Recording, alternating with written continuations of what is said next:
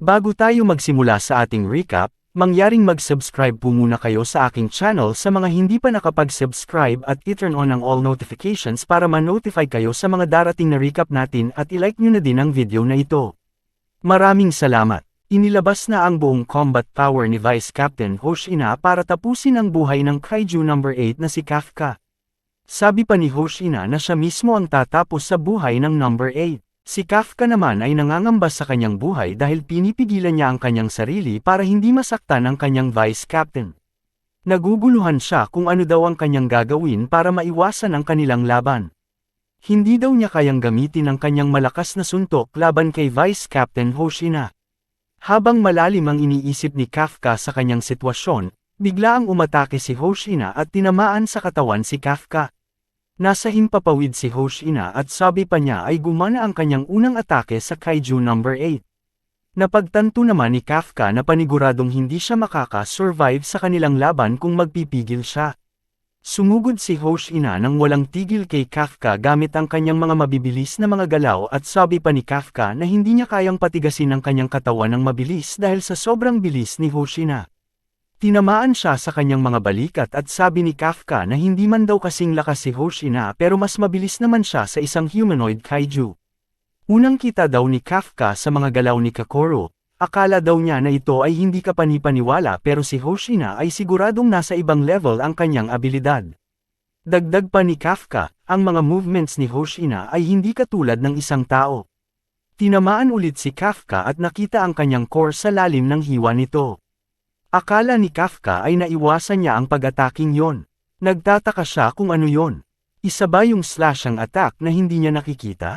Hindi pinatagal ni Kafka at ginamit niya ang kanyang regeneration ability at sabi pa niya na malakas kumain ang kanyang stamina pag ginagamit niya ang kanyang regenerating ability. Patuloy ang pagtakas ni Kafka kay Hoshina, hindi na daw niya kayang tumanggap ng mga maraming atake. Umatake ulit si Hoshina at hindi siya makapaniwala sa mga ipinapakita ni Kafka sa kanilang paglalaban. May something daw na nararamdaman si Hoshina na hindi tama sa kanilang paglalaban. Sa tingin pa ni Hoshina na ang fortitude na inilabas ni Kafka ay nasa 8.0. Napagtanto ni Hoshina na hindi na ito mahalaga daw, naglabas ng panibagong atake si Hoshina na isang invisible slashes at double attack. Nakaiwas man si Kafka pero naputol din naman ang kanyang isang paa. Nakaiwas man si Kafka sa ataking yon. Isa lang pala yung decoy at nagawang makalapit ni Hoshina kay Kafka at umatake gamit ang tinatawag na mint slasher sa katawan ni Kafka. Akala naman ni Hoshina na napuruhan na niya si Kafka, pero laking gulat niya na hindi pala ito tumagos at napigilan ang kanyang blade gamit ang isang bibig na lumabas sa balikat ni Kafka. Hindi na mabunat ni Hoshina ang kanyang blade, sabi pa ni Kafka na kamuntika na daw siyang mapatay sa ataking yon. Sobrang lakas daw yun sa inaakala niya. Pero, matapos daw makita ni Hoshina ang kanyang core, alam na niya kaagad na yun ang target niya. Sinuntok ni Kafka ang blade ni Hoshina at nabali ito at doon na nagkaroon ng pagkakataon si Kafka na makatakas sa mga mata ni Hoshina. Inireport ni Hoshina kay Captain Mina na nakatakas ang Kaiju No. 8 sa kanyang mga kamay. Sa kabilang banda naman, si Kokoro ay nakatambay sa ibabaw ng isang yojo at inaalala niya si Kafka Habino bilang isang Kaiju No. 8 nung iniligtas siya nito. Bigla niyang naitanong sa kanyang sarili kung okay lang ba na pagtiwalaan niya si Kafka. Pero biglang dumating si Kafka sa kanyang harapan at halatang masaya si Kokoro nang makita niya si Kafka na nakaligtas sa mga kamay ni Hoshina. Humingi naman ng pasensya si Kafka at pinag-alala niya si Kokoro. Pero si Kokoro ay kunwari pang hindi daw siya nag-aalala kay Kafka at ikinukubli ang kanyang tunay na nararamdaman at madami pa daw siyang sasabihin kay Kafka. Pero si Kafka ay nanghihina ang katawan ay parang matutamba pero sinalo siya ni Kokoro. Nag-sorry ulit si Kafka kay Kokoro dahil hinayaan daw ni Kafka na makatakas ang halimaw na nanakit sa kanya. Sabi naman ni Kokoro, wala daw siyang pakialam, siya daw mismo ang papatay nito. Hirap na lumalakad si Kafka at nasa masamang kalagayan siya.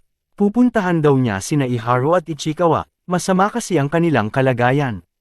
Pero pinigilan siya ni Kokoro, at kahit pa daw siya ay pumunta, wala din siyang magagawa, sabi pa ni Kokoro. Dagdag pa ni Kokoro, ang Defense Force daw ay sinisimula na nila ang paggamit ng Kaiju Regeneration sa kanilang mga technology. At pinagalitan niya si Kafka, dapat daw mag-alala si Kafka sa kanyang sarili sa halip. Hindi lang ang mga ibang officers ang nakakita sa kanya, nakipaglaban din siya sa kanilang Vice Captain Hoshina. Madali lang daw makakahanap sila ng mga clue at may turo siya. Nakaupo si Hoshina at sabi pa ni Mina na bihira daw na makita niya si Hoshina na malalim ang pag-iisip at nakaupo sa may tabi. Tugon naman ni Hoshina, nakakahiya daw na mahuli siya ni Mina sa ganiyang kalagayan niya. Si Mina naman ay kukunan niya ng photo si Hoshina para maalala niya ito. Biglang naitanong ni Mina kay Hoshina kung malakas ba ang Kaiju number 8. Ang sabi ni Hoshina, ipinagpalagay niya na isa itong Daikeja. At nagulat si Mina, ito daw ang pinakauna since Fukuoka attack nung mga 5 taong nakalipas. Sa kabutihang palad, walang nangyaring mga casualties nang dahil kay number 8 sa mga huling mga buwan.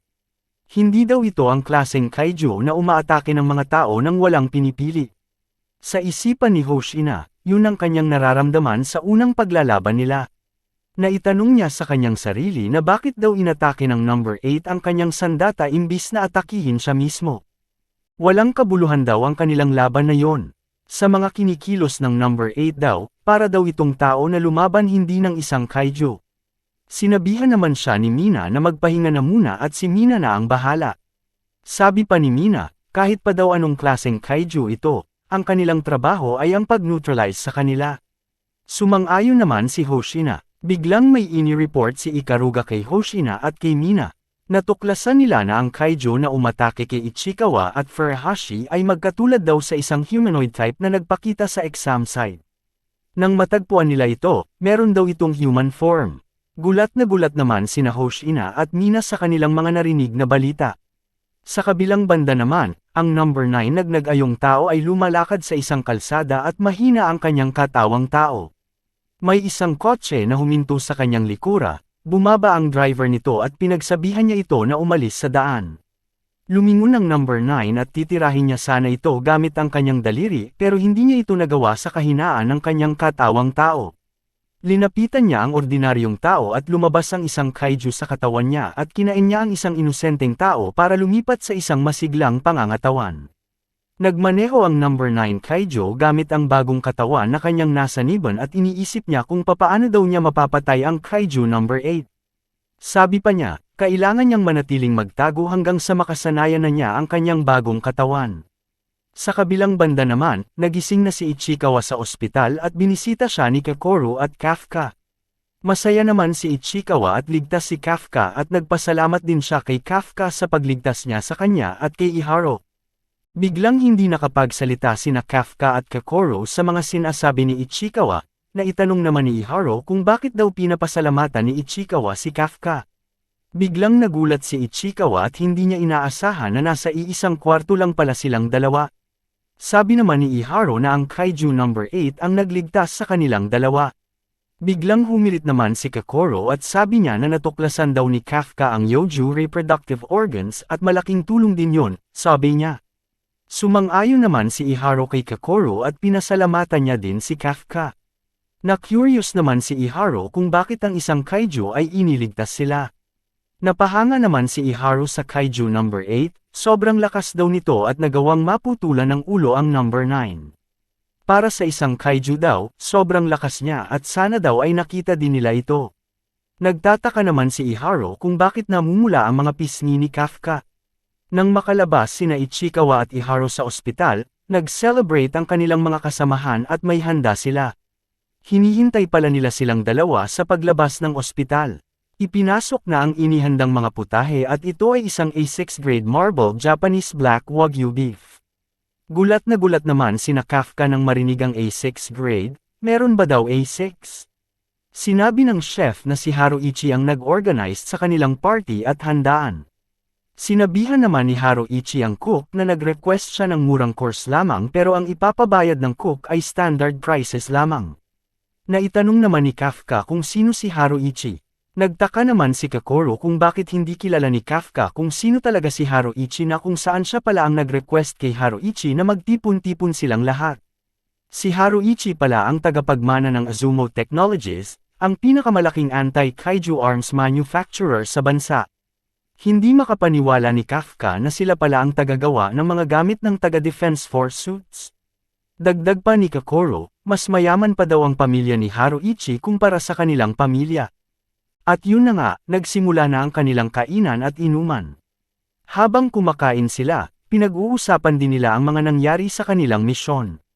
Sabi naman ni Ichikawa, ngayon lang daw niya nakita na ang lahat ay nagkakasiyahan at malaki ang kanyang pasasalamat sa kanilang pagtitipon. Sabi naman ni Hoshina, huwag daw magsalita ng maaga si Ichikawa. Magsisimula pa lang ang tunay na mangyayari. Naitanong ni Ichikawa kung ano ang ibig sabihin ni Hoshina. At yun na nga, nagsimula na ang show, nagtatalo na ang kanyang mga kasamahan patungkol sa kanilang mga misyon at kung ano-ano na lang ang nasasabi nila. Napagtanto na ni Ichikawa na ang kanilang mga pagtatalo ay patungkol sa kanilang unang misyon. Nakikita nila sa isa't isa ang kanilang mga kakulangan at binibigyan nila ito ng solusyon para sa mga susunod na misyon na kanilang kakaharapin. Sabi ni Ichikawa na hindi lang pala siya ang may gustong maging malakas, ang lahat din pala ang gustong maging malakas. Nasa labas naman si Haruichi at kausap niya ang chef. Laking pasalamat ng chef at siya ang kinuha ni Haruichi para pagsilbihan sila para sa kanilang party. Balik naman tayo sa loob, ang kanilang vice captain ay may malaking announcement patungkol kay Kafka. Sabi ni Hoshina na marami daw ang nailigtas ni Kafka sa kanilang misyon at dahil doon, hindi na balewala ang effort ni Kafka. At dahil doon daw, promoted na si Kafka bilang isang full officer. At winilcome na ni Hoshina si Kafka bilang isang official member ng 3rd Division. At yun na nga, lubos ang kasiyahan ni Kafka at ng kanyang mga kasamahan sa promotion niya bilang isang ganap ng officer ng Defense Force ng 3rd Division. Pinatawag si Kafka sa opisina ng kanilang captain na si Mina at ibinigay ang karangalan bilang isang ganap ng Defense Force officer. Nangako naman siya na ibibigay niya lahat ng kanyang makakaya para makalaban. Pinagpapawisan si Kafka sa harapan ni Mina at gusto na niyang umalis sa opisina niya pero ang sabi ni Mina ay masyadong malayo pa daw ang kanyang pagdadaanan para makasabayan niya si Mina sa pakikipaglaban sa kanyang tabi. Akala ni Kafka na nakalimutan na nila ang kanilang mga pangako sa isa't isa, hindi pa pala. Sabi naman ni Kafka kay Mina, ay maghintay lang daw si Mina at hindi magtatagal ay magkakasama na silang sabay sa kanilang mga laban. At hindi napigilan ni Mina ang kanyang mga pasimpleng mga smile nang marinig niya ang mga pangako ni Kafka para sa kanilang dalawa. Sabi ni Mina na si Hoshina pala ang nagrekomenda sa kanya para maging isang full-fledged officer si Kafka. At kaya nangyari yon ay dahil naging successful ang unang misyon niya sa huling laban. Matapos mag-aral ni Kafka patungkol sa mga kaiju, lumabas na siya at nakita niya na ang isang kwarto ay bukas pa ang mga ilaw. Pinuntahan niya ito at nakita niya sa loob ang kanyang Vice Captain Hoshina na nagti-training gamit ang kanyang mga sandata. Sabi ni Kafka na ang ginagawa ni Hoshina ay isang mental imagery training. Napansin niya na ginagawa muli ni Hoshina ang kanilang mga laban bilang isang kaiju number 8 at hindi maipagkaila ni Kafka ang kanyang nararamdamang takot habang kinakalaban niya si Hoshina. Naitanong ni Kafka kung ano ba daw ang ginagawa ni Hoshina sa mga oras na ito. Sabi niya na naghahanap siya ng magandang strategy para mapatay niya ang number 8 gamit lamang ang isang single strike sa susunod na pagkikita nila. Nangako si Kafka sa kanyang vice captain na gagawin ang kanyang makakaya para makatulong sa kanilang mga laban. At kahit pa daw 1% lamang ang combat power ni Kafka, may tiwala pa din si Hoshina kay Kafka. Sa kalaliman ng gabi, sa himpapawid ay may mga paparating na mga malalakas na mga kalaban. Napakaraming mga dragon at ang isang kaiju na nakasakay nito ay halatang mapapasabak na naman ang ating Defense Force 3rd Division sa matinding labanan. Abangan nyo sa susunod na linggo ang nakaka-excite na paparating na laban ni Kafka at iba pa.